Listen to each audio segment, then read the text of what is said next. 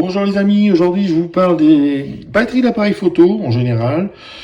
Oh, les batteries de drone c'est dans le même style, hein, mais il y a besoin d'un entretien et il y a besoin d'une surveillance. Entretien pour pas laisser les batteries s'épuiser à zéro complet. Ça m'est arrivé, hein. Par exemple, la première année, j'ai pas fait gaffe, j'ai toutes mes batteries dans l'armoire, tranquille, et au bout d'un an, je dis, allez hop, on part en vacances, on va tout charger. J'en ai jeté la moitié à la poubelle. Elles ne chargeaient absolument plus.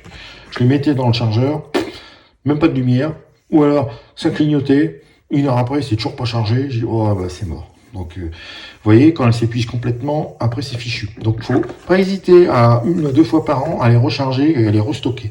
Au sec, bien au sec, impeccable et à l'abri de la chaleur, quoi. Mettez pas ça au-dessus de votre radiateur ou en plein soleil, sur un truc noir, là, sur un fond noir, ça va prendre. Ça peut justement s'endommager aussi à cause de la chaleur, pas forcément au niveau des chocs. Surveillance des batteries, justement. Regardez celle-ci, elle a gonflé légèrement, j'arrive plus à la mettre dans l'appareil photo. Pourtant, on le voit à peine, hein, quand on met ça comme ça, on se dit, bon, pas beaucoup. Ah ouais, mais non, elle charge plus et elle passe plus dans l'appareil photo, faut pas forcer. Ça, c'est direction de recyclage le plus vite possible, parce que si jamais ça passe à l'étape supérieure, bah ça fuit.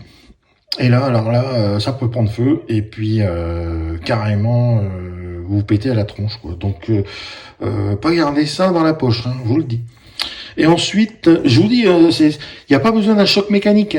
Une batterie, en général, ça se fout en l'air à cause d'un choc mécanique. Bon, voilà, clac, la cellule est en contact avec l'oxygène, c'est le lithium pas bon du tout, hein.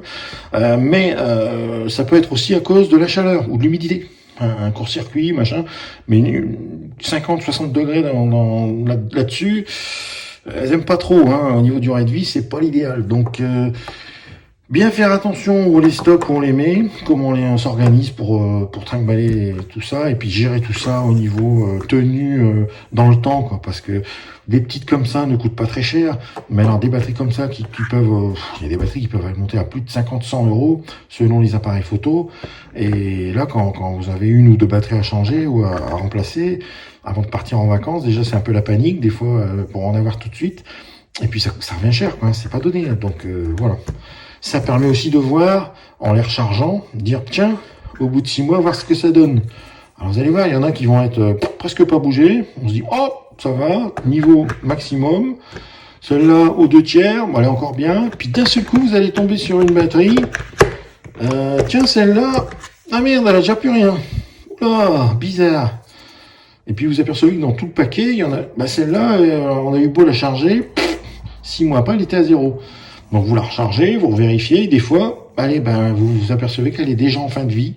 Donc pareil, pas la peine de partir en vacances avec une batterie qui charge à 10%, hein, donc vous pouvez déjà me la mettre hors recyclage aussi, et la remplacer, ou prévoir son remplacement. Voilà, écoutez, je vous remercie bien, bonne journée à vous, ciao ciao, faites attention.